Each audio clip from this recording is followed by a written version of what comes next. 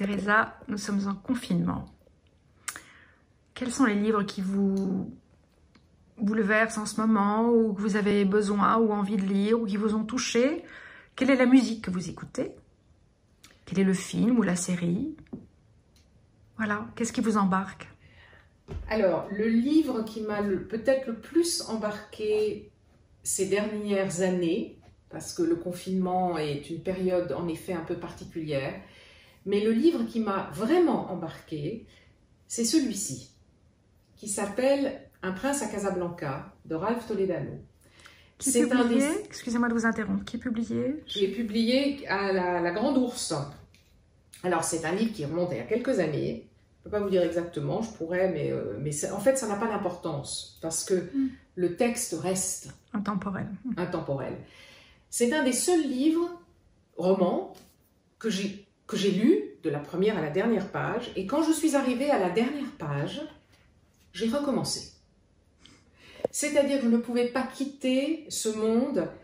Donc Ralph Toledano met en scène la communauté des Juifs séfarades au Maroc dans les années 70, et c'est un peu la fin d'une époque. C'est une nostalgie de tout un art de vivre dont j'ignorais quasiment tout, et que j'ai découvert à travers cet auteur, à travers la sensualité de son écriture. Voilà un auteur qui ose l'adjectif, comme je dis, qui écrit avec une langue, d'une richesse, d'une émotion.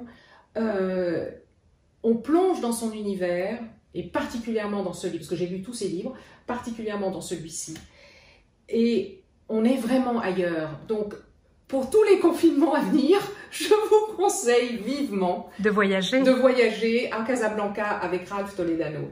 Donc ça, c'était vraiment un de mes énormes coups de cœur de ces dernières années. Et vraiment, un auteur comme Ralph Toledano rend le monde plus beau. Je le lui ai écrit et je le pense sincèrement. Et puis un autre livre, là aussi, je suis pas dans l'actualité immédiate. Moi, j'avoue que j'ai une pile à lire et je lis avec du retard sur les autres. J'ai toujours un train de retard sur tout le monde, mais comme on disait, le beau texte reste de toute façon.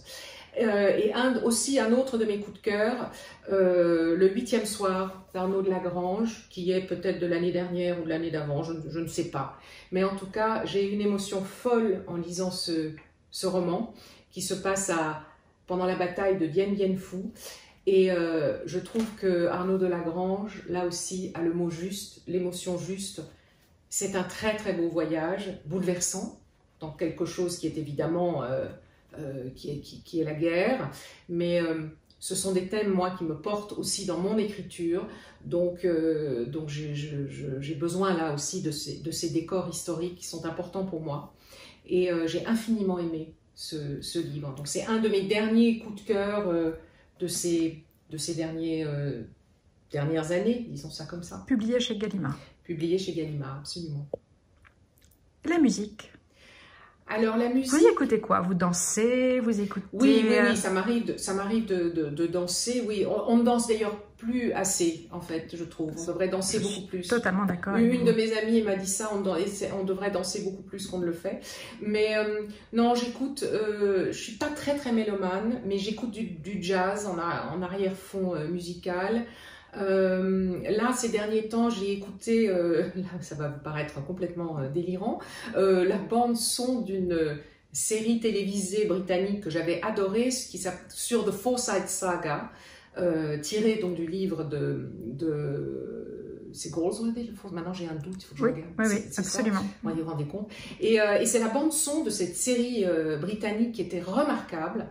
Et j'écoute ça en boucle depuis quelque temps. Donc c'est un peu étrange. Encore une façon de voyager dans le temps. Oui, c'est une façon de voyager. Oui. Et donc comme oui, du jazz, j'ai réécouté le disque de Lou Doyon là. Que j'aime infiniment. Que j'aime beaucoup. Donc et puis comme ça, voilà, je vais écouter ça en boucle pendant un certain temps. Puis après je vais passer à autre chose. Mais j'ai des périodes Cole Porter aussi. Mais j'ai pas une oreille musicale très très développée. Donc à la grande stupéfaction de la plupart de mes amis, je suis totalement réfractaire à la musique classique. Donc, je n'arrive pas à rentrer dans l'univers de la musique classique, sauf le piano. Et donc, c'est assez étrange. Alors que j'ai fait 8 ans de piano. C'est peut-être pour ça. C'est peut-être pour ça. Mais je crois que voilà, et ça, c'est un manque. Et c'est un manque parce que la musique est là aussi un art essentiel. Et c'est très étrange que j'ai une sorte de petite barrière vers la musique classique. Ou alors elle m'émeut trop et donc je l'arrête parce qu'elle m'angoisse. Il m'arrive d'arrêter, quelquefois je suis dans une voiture avec des amis, ils ont de la musique et je dis arrête, ça m'angoisse. Donc en fait je crois que je suis peut-être trop sensible. Trop sensible. C'est plutôt ça. Je comprends ça très très bien. Voilà, ouais. Mais en général quand j'écris, j'ai un arrière-fond musical qui est plutôt, oui, le jazz ou des choses comme ça. Une série, un DVD?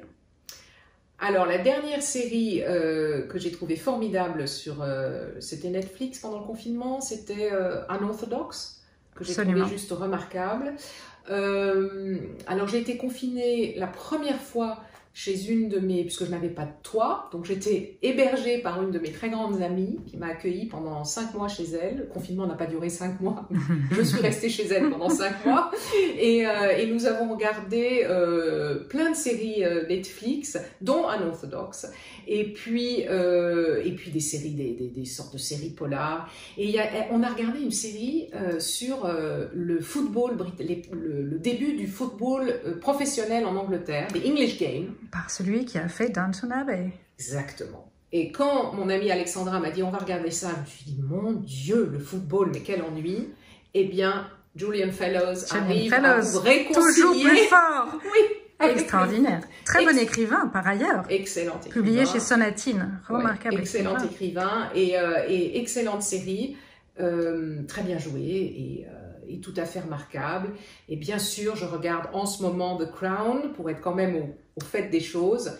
Et je relève tous les anachronismes qu'on peut relever. Ça va être très amusant. Ça, c'était plutôt... J'ai une question. Vous employez souvent le mot nostalgie. Quel est votre rapport à ce mot-là et à la mélancolie? Alors, étant d'un père d'origine hongroise, la mélancolie, je l'ai chevillée au corps et au cœur, parce que nous sommes de grands mélancoliques, et que, oui, j'ai une nostalgie d'un temps passé, d'un monde qui est peut-être celui d'avant la guerre de 14, le fameux monde d'hier de Stefan Zweig. La nostalgie mais je ne suis pas, comment dire, je ne regarde pas avec tout n'était pas mieux avant, c'est pas ça. Mais il y avait peut-être en Europe quelque chose qu'on a perdu, qui était une compréhension, une connaissance des choses. Voilà, on voyageait sans passeport, une carte de visite suffisait. Certes, moins de gens voyageaient, c'est vrai aussi. Et je ne nie pas la dureté, je ne nie pas tout ce qui était compliqué à l'époque, évidemment. Mais oui, je regarde le passé pour comprendre mon monde d'aujourd'hui. Et pourtant, je veux dire, je suis très heureuse de vivre à cette époque-ci. Mais la mélancolie, oui, c'est quelque chose qui là aussi fait partie de ma personnalité, je pense, notamment d'un point de vue historique. Et je repense à une phrase de Michel Léon, alors sur la mélancolie, je pensais aux Hongrois et aux Portugais. Et il dit cette jolie phrase sur la différence entre le flamenco et le fado portugais. Le flamenco dit « je te veux », le fado dit « je te regrette ». J'aime beaucoup le fado. J'aime beaucoup le fado.